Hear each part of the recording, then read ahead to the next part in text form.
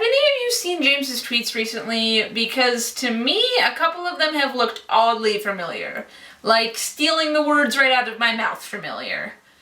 I'm starting to worry that we have this weird brain connection thingy where we think exactly the same. Because it's either that or he's been watching the... Oh, no. No, that's not possible. It can't be possible. Otherwise... So if you saw my last video, then you know that James roped me into going to this weird spring fair with him. Believe me, I tried to get out of it, but for some reason, literally everyone was against me on this one. My dad was like, "But that James is such a fine young man. He seems trustworthy. I would much rather you go to that fair with him than on your own. What a great idea! Catherine, I forbid you from going to the fair unless you are accompanied by James. There, I feel much better about this whole business now. I would hate for something to happen to you or your sister." Really, Dad? Really? The idea of me spending time with James makes you feel better? And of course Britt was all for it, because why wouldn't she be? An excuse to get out of the house and hang out with Hudson or Luke or whoever she's into now? So yeah, I really wasn't expecting anything good from the day. And I'm happy to report that it lived up to my expectations completely. Well, sort of. I mean, it didn't go as bad as it could have gone, so I guess that means it was an okay day, but not a great day or anything. There were some fun parts, if you consider laughing so hard you feel like puking fun, which I do under some circumstances. Fine. I was pleasantly surprised, but that is as close to admitting I was wrong as you're going to get. The weather was nice for April, which is to say it wasn't raining. And the fair was actually pretty cool, despite the alarming number of cow patties on the walking paths. Quick side note, a huge highlight of my day was when we met back up with everyone at the front gates to leave, and Hudson was wearing this giant, oversized poncho to cover up the crusted cow poop that had caked to his clothes. It was not doing a very good job. As you can imagine, Britt and I really didn't stick together for too long. We pretty much split once we reached the front gates. So if you want that whole Hudson poop story, you're gonna have to check out her Tumblr blog. Neither of us are supposed to tell it, but I'm sure she will. Right, so the weather was nice, the fair was cool. We actually had to walk a ways to get to the actual fairgrounds because James parked his car. Oh my gosh, his car! How have I not talked about this yet? I drew this picture to demonstrate my impression of James's car. But then I realized it really didn't do it any justice, so I drew this one instead.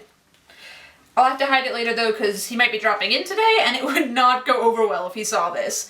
That car is his baby, and it's kind of creepy. It was literally a pile of, well, you know. Hudson took shotgun despite whatever James was yelling about ladies first, which left Britt and I squished on half of the back seat because the other half had a giant man-eating hole in it, which James assured us came with the car. I don't even want to know. The fastest the car could go was 60, but just going over 40 made it rattle. I kept expecting it to shudder, cough, and die in the middle of the road like Hudson's cat after it ate that thermometer. One of the windows was missing, and the sunroof is permanently open because apparently it got stuck. James wouldn't tell us the story, so I'm assuming it's related to the giant hole. I thought for sure I was gonna go deaf on the ride there, because Britt wouldn't stop screaming about how the wind was messing up her hair. Britt, are people at a random hick fair gonna care if one of your precious curls is out of place? Not likely. Anyways, so like I was... Oh, hey. Hey! Come on in. So, filming for another marketing project?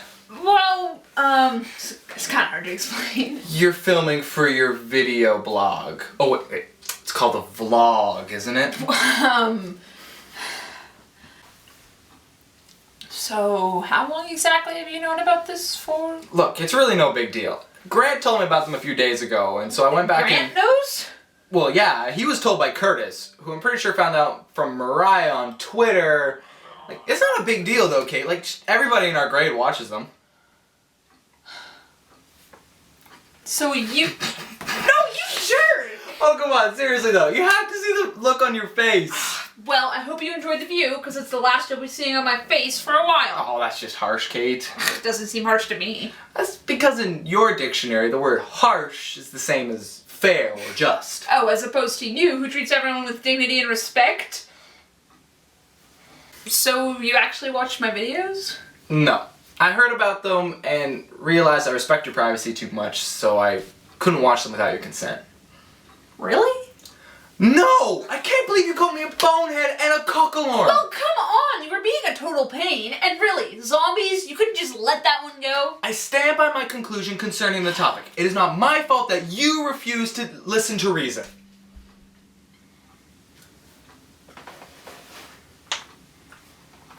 Is that supposed to be my car? Yes. It doesn't even look like a car. My thoughts exactly. It's a pile of crap. You said it, not me. Alright, that's it. I'm leaving. Nope, not so fast.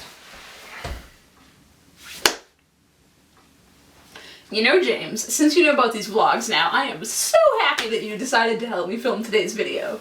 My pleasure. So, I was actually just talking about the fair. And how is that rant going? Better than most, honestly. Except for the part about the car, of course. Are you gonna help me or not? Fine, what do I do? I'm not sure, really. I was just trying to explain to them exactly what happened at the fair. Well, that's pretty simple. We got there, and then Brett and Hudson pieced out to go see with what's-his-face. Luke. That guy. And then I got us both candy apples, which you cruelly rejected. It was 10 in the morning. So, it's got fruit in it. Barely. Besides, what are you complaining about? You got to eat them both. I also got us ride bracelets. Which I paid you back for. I know. I'm just making it clear.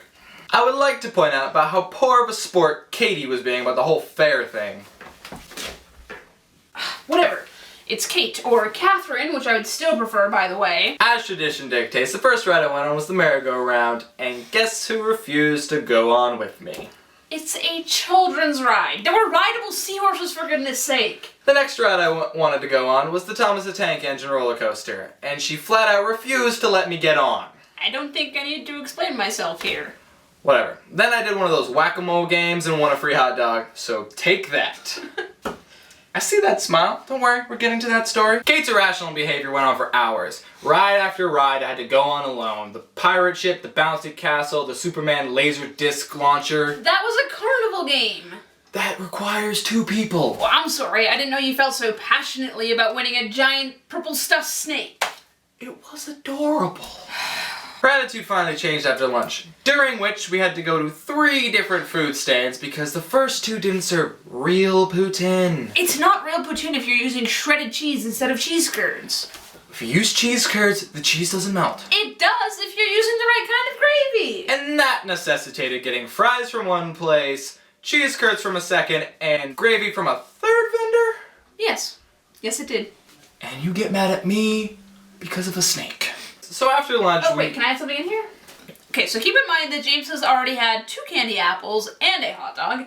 He then decided to have a large Coke, a piece of pizza, a bag of caramel corn, and a chocolate beaver tail for lunch. You forgot the fries. And fries! He kept dragging me to all those food carts, and I was hungry from a day of riding rides all alone. Anyways, the first ride after lunch was the spin out. You're an idiot for doing that, by the way.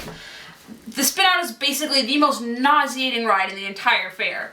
It's pretty much as much spinning as you can fit into one ride, and it messes with all your in-ear fluid and makes you sick. Fine, I puked. Alright, I went on the spin out and I puked.